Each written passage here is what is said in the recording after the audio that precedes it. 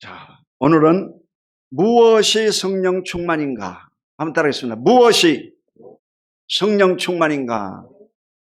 이 제목으로 말씀의 은혜를 함께 나누겠습니다.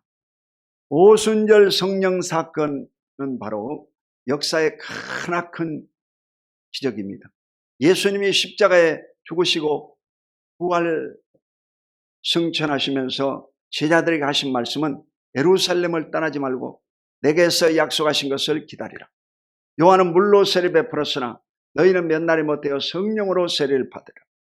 이 약속의 말씀을 부여잡고 마가 요한의 다락방에 120명이 모여서 간절히 열흘 동안 기도했는데 하늘에서 급하고 강한 바람 같은 소리가 임하고 불의 혀같이 갈라지는 역사가 임하면서 모든 심령들이 성령의 뜨거움을 힘입고 각자 다른 방언으로 말하기를 시작했습니다. 이것이 바로 복음 전도의 시작이요 하나님의 임재의 시작이었습니다.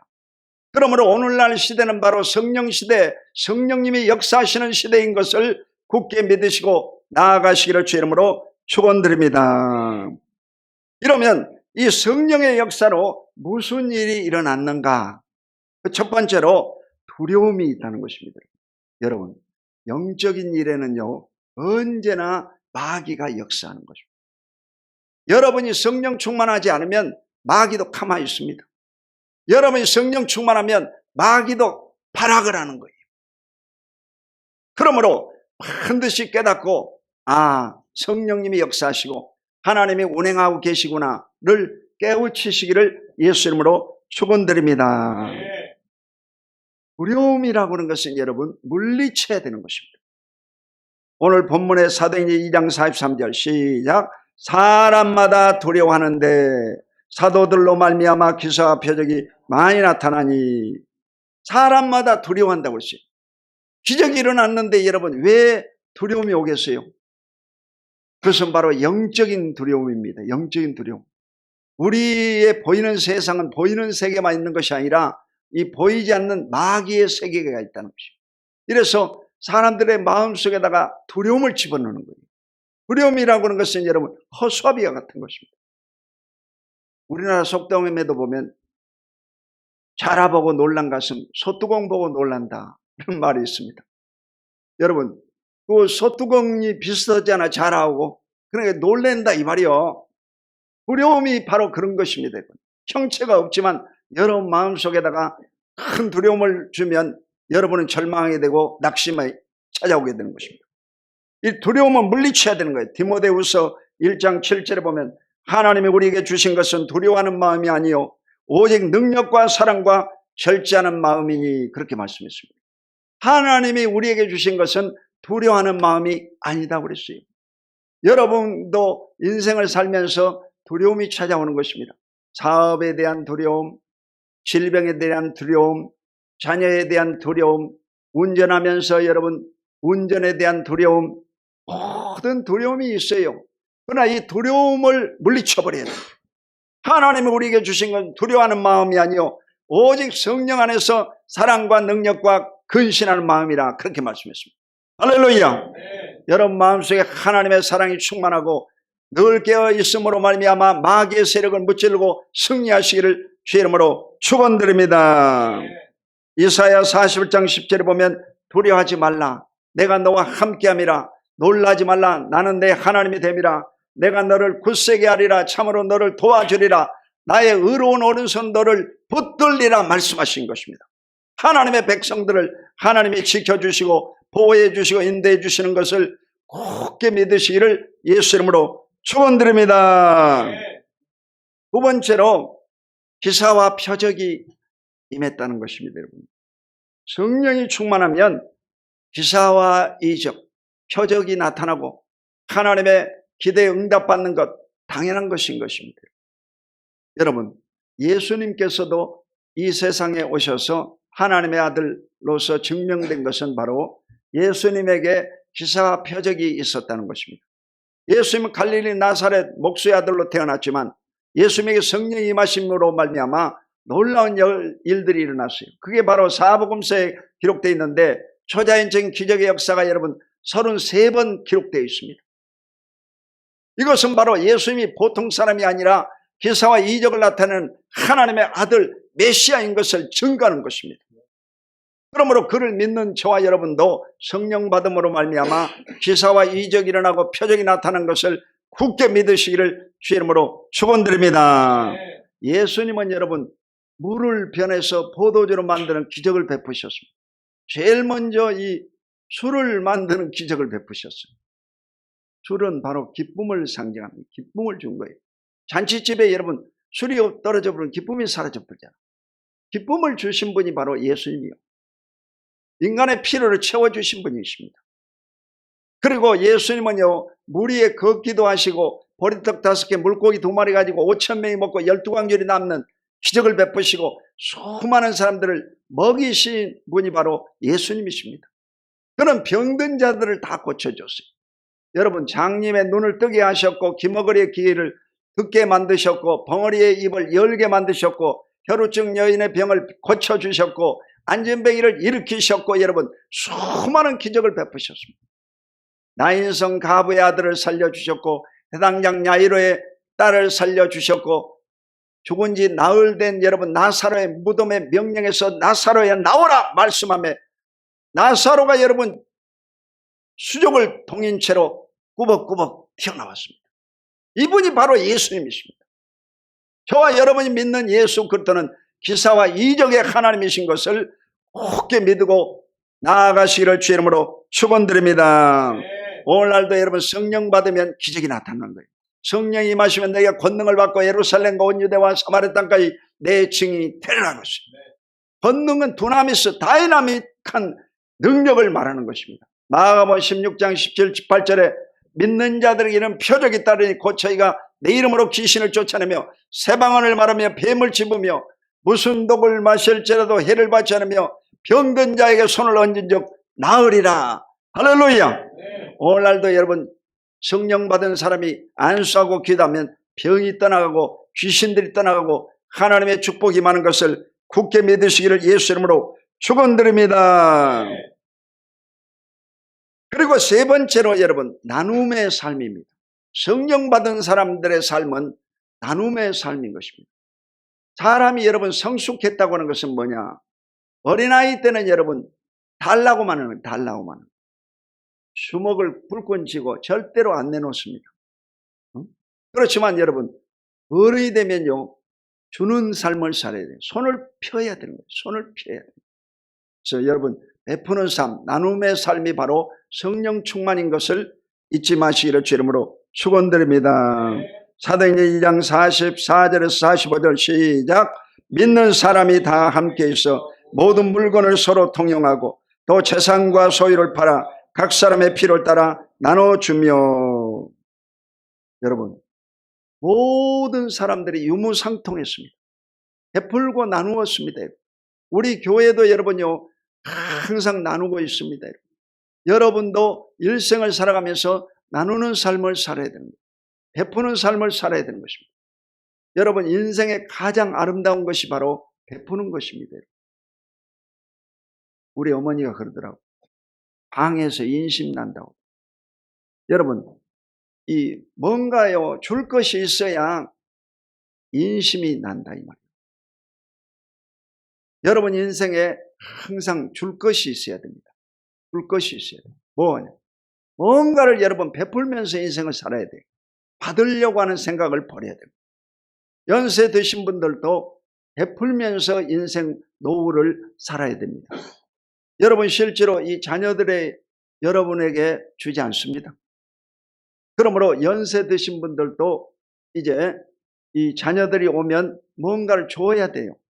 하고 줘야 돼요. 손자 손녀도 마찬가지 줘야지 여러분 부모로서 공경하고 그렇습니다.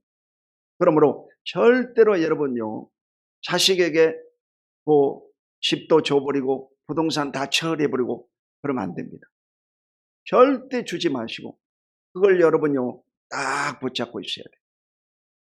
그리고 마지막에는 여러분 그 은행에다가 잡히고 매월 100만 원씩 타서 쓰다가 마지막 돌아가실 무렵에는 400~500만 원 딱 모아놨다가 장례 비용으로 남기고 천국 가야 됩니다. 할렐루야. 이게 인생이에요. 지금 여러분 쉽게 돌아가시지도 않아. 요즘은요 다 100세 시대라 해가지고 안 돌아가시는 거예요. 저도요 어렸을 때는 한 40까지 살까 이래 생각했어요. 근데 이제 40이 넘으니까 60까지 살까, 60까지 살았어요. 그럼 이제 생각은요 한 80까지는 일하겠다 이런 생각이 들어요. 학교를 또 다녀야 되겠다 그런 생각이 들어요. 할렐루야.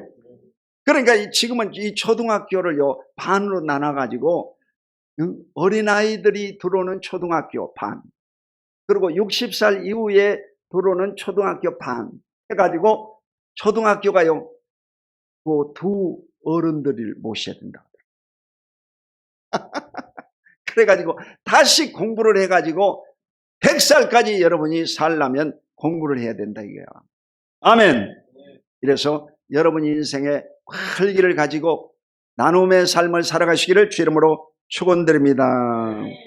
사도행전 4장 36절로 37절 시작. 구브로에서 난 네이족 사람이 있으니 이름은 요셉이라 사도들이 일컬어 바나바라 번역하면 이로의 아들이라 하니 그가 밭이 있음에 팔아 그 값을 가지고 사도들의 발 앞에 두니라. 이 바나바는 이로의 아들이라고 했어요. 이 사람이 성경에 기록된 것은 바로 이 사람이 성령 충만한 자였고 진실하고 신실한 사람이었어요. 그리고 자기 밭을 팔아가지고 사도들 앞에다가 내놓았다는 것입니다. 이게 초대교회예요. 여러분, 은혜 받고 성령 받은 사람은 소유에 대해서 민감하지 않습니다. 그 소유를 다 하나님 앞에 드렸다는 거예요. 이래서 생긴 것이 여러분 집사, 7집사입니다. 그 집사님들이 바로 이제 소유를 가지고 가난한 사람들을 도왔습니다. 고아나 가브나 객을 도와주는, 이게 바로 초대교회였어요. 그러므로 교회의 모습은 바로 베푸는 것이고 나눔인 것을 믿으시기를 주 이름으로 축원드립니다. 우리 교회도 여러분 계속해서 이 사랑을 실천할 것입니다. 예수님이 오신 그날까지 베풀고 또 베풀고 나누고 또 나누고 계속해서 여러분 이 사역을 감당하다가 우리가 천국에 가야 될 줄로 믿습니다. 구세군은 여러분 개신교의 한 파입니다. 1865년 영국의 윌리엄 부스라고 하는 감리교 목사가 창설했는데 빵과 복음, 사회 선교를 외쳤어요. 이래가지고 여러분 성탄절 전야가 되면 바로 이 구세군 자선 남비가 등장하지 않습니까? 그래서 전 세계 134개국, 1908년 우리나라에는 전파되었는데 115년이 됐어요. 이래가지고 코로나 때는 구세군 헌금이요 별로 안 들었다고 해요. 근데 2023년도 때는 자선 남비 350곳을 세워가지고 125억 원을 목표로 봉사했다는 것입니다. 이래가지고 그것을 여러분 다 이 수집해가지고 뭘 하느냐, 서울시하고 결탁이 돼가지고 가장 어려운 사람들, 이 빈민가에 고통받는 사람들, 불우한 청소년들, 이런 사람들을 위해서 쓰이는 것이 바로 이 구세군의 자선남기인 것입니다. 이러므로 여러분 인생도 항상 다른 사람을 위해서, 약자를 위해서, 가난하고 소외고 병든 사람들을 위해서 여러분의 물질이 귀중히 쓰임받게 되시기를 주 이름으로 축원드립니다. 마지막으로 여러분 성전 중심의 예배의 삶을 살았습니다. 사도행전 2장 46절로 47절 시작. 날마다 마음을 같이하여 성전에 모이기를 힘쓰고 집에서 떡을 떼며 기쁨과 순전한 마음으로 음식을 먹고 하나님을 찬미하며 또 온 백성에게 칭송을 받으니 주께서 구원받는 사람을 날마다 더하게 하시니라. 여러분 성령 받은 사람을 뭐 하느냐? 성전에 모이기를 힘쓴다는 것입니다. 성전과 멀어지면 여러분 신앙생활이 멀어져 버리고 마는 것입니다. 여러분 씨 없는 포도는 맛있죠. 그렇지만 여러분 씨가 없는 종자는요 종자 번식을 할 수가 없습니다. 씨가 있어야 돼요. 씨가 있어야 돼요. 바로 성전 중심의 신앙생활이 여러분 씨를 맺고 열매를 맺습니다. 성전을 떠나면 여러분 신앙이 아무도 붙잡아 주지 않고 열매를 확인해 주지 않습니다. 그러므로 저와 여러분의 신앙생활은 하나님의 성전 중심, 교회 중심으로 우뚝 서야 될 줄로 믿습니다. 모이기 힘썼다고 그랬어요. 집에서 떡을 떼며, 이 떡은 바로 성찬을 얘기하는 거예요. 오늘도 성찬주일이니까 예수님의 흘리신 그 피와 살을 우리가 먹고 마시는 것입니다. 그래서 그리스도와 여러분과 하나가 되고 예수님의 생명이 여러분 속에 들어갔다 이 말입니다. 할렐루야. 그러므로 우리는 영원히 살게 된다. 이게 성찬입니다. 비밀입니다. 기쁨과 순전한 마음으로 음식을 먹고, 이것은 애찬을 말하는 거예요. 예수 믿는 사람들은 교회에 와가지고 예배만 드리고 흩어지는 것이 아니라 교회에서 여러분 준비한 이 식사를 같이 하는 겁니다. 같이 먹어야 되는 거예요. 먹고 싶건 안 먹고 싶건 같이 어울려야 돼요. 신교를 위해서 여러분 같이 음식을 나누면서 대화를 하고 서로의 소속감을요 가져야 되는 것입니다. 할렐루야. 이래서 오늘도 우리 여성교회에서 이 떡국을 준비했다고 돼요. 떡국. 여러분 떡국 얼마나 맛있겠어요. 아멘. 떡국을 준비하고, 또 여러분 이 설날이요, 이번 토요일 날이에요. 그래서 이번 주일이 바로 설날 주일입니다. 오늘이 설날 주일이야. 그래서 이 설날 주일을 맞이해 가지고 또 교회에서 여러분에게 이 떡을 준비했습니다. 또 이 백설기를 가지고 가서 맛있게 드시기를 바랍니다. 아멘. 이 성경적이다. 성경적이다. 성경적인 교회는 바로 이와 같이 떡을 떼고 성찬을 떼고 음식을 베푸는 교회다 이 말이요. 아멘. 하나님을 찬미하며, 하나님을 찬미한다. 하나님을 찬송하고 높인다 이 말이요. 온 백성이 칭송을 받으니, 칭송 받으려면 어떻게 되겠어요? 나누어야 칭송을 받지. 여러분 교회 다닌다고 하면서 자기만 떡 얻어 먹고 그러면 안 됩니다. 그 주변 사람들에게 나누고 베풀어야 여러분 고맙다 그럴 거 아니에요. 아멘. 그래서 여러분 옆집 앞집 뒷집 다 먹을 것도 나눠주고, 여러분이 사랑을 베풀어야 그들이 칭송을 한다 이 말이에요. 아, 기독교인들이 틀리다. 순복음 남성교회 다니는 사람들은 참 사람들이 좋다. 그렇게 얘기하는 거예요, 여러분. 아멘. 얻어먹어야 된다. 얻어먹어야 돼. 소금 먹은 놈이 물 먹는다고 그랬어요. 소금을 먹어야지 물을 먹는 거예요. 복음 전도라고 하는 것은 여러분요, 소금과 같은 거예요, 여러분. 소금을 주는 것과 같은 거예요. 소금을 먹어야지 이게 물을 마신다. 여러분이 주변 사람들에게 사랑을 베풀면 그 사랑이 여러분 복음 전도의 씨앗이 되는 것입니다. 아멘. 이래서 항상 예민하지 마시고 아파트 경비 아저씨들에게도 여러분 먹을 것도 주고 사랑을 주고 이러면요 전도가 되는 것입니다. 아멘. 그게 전도예요. 주께서 구원받는 사람을 날마다 더하게 하시니라. 이래서 초대교회는요 사람들이 날마다 늘어났어요. 사람들이 늘어났어요. 오늘 또 우리 순복음 남성교회도 여러분 날마다 하나님께서 사람들을 보내주시고 교회가 크게 부흥하게 될 것을 믿습니다. 날마다. 그래서 여러분 주변 분들을 이렇게 사랑으로 전파해야 됩니다. 우리 예수 믿고 구원받자. 오늘 교회 한번 가보자.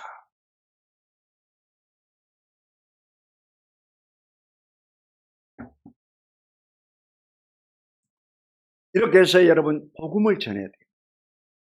그러면 하나님께서 복음을 시키는데 초대교회 120명이 성령 받은 자들이 복음을 전파함으로 하루에 3,000명, 5,000명으로 부흥이 되었어요. 아멘. 앞으로 순복음 남성교회도 3,000명, 5,000명으로 크게 부흥하게 될 줄로 믿습니다. 부흥이 일어나는 거예요. 여러분의 심령 가운데 이런 부흥에 대한 여러분 열망이 있어야 됩니다. 그래서 여러분 가족을 다 구원시키기를 예수 이름으로 축원합니다. 주 예수를 믿어라. 그리하면 너와 내 집이 구원을 받으리라. 여러분과 여러분 가족이 다 구원받으면요, 성전이 꽉 들어차 버리죠. 멀리 얘기할 필요가 없어요. 나와 내 가족이 전부 교회 나오면요, 꽉 들어차 버리죠. 우리도 이 부하들이 있어가지고 두 사돈이 있는데, 사돈들이 교회 한 번씩 왔어요. 네, 둘째 사돈은요, 코로나 때 천국 가보세요. 이래가지고 이 큰아들 사돈 내에는 교회에 한 번 왔었는데, 그 다음부터 계속 오라고 그랬더니 안 와요. 사돈이 어려운가 봐.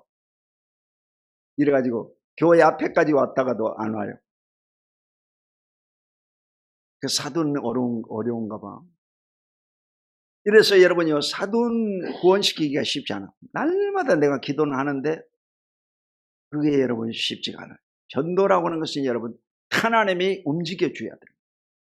여러분 옆에 계신 분들은 오늘 성령님이 감동해가지고 오신 거예요. 따라해봐. 성령님이 감동하심으로 내 옆자리가 가득 찹니다. 아멘. 여러분의 자식도 여러분 마음대로 안 되는 거예요. 아무리 여러분이 전도를 하게 보세요. 안 됩니다. 하나님이 움직여 주셔야지 가족이 움직이는 거예요. 그래서 가족이 제일 어려운 거예요. 땅끝이야 사실은. 예루살렘과 유대와 사마리아 땅끝까지 내 증이 되라고죠. 예루살렘에 시작한 것이 여러분 땅끝이 바로 다시 원위치야 원위치. 여러분. 자기 가족이 바로 땅끝이야. 어렵습니다.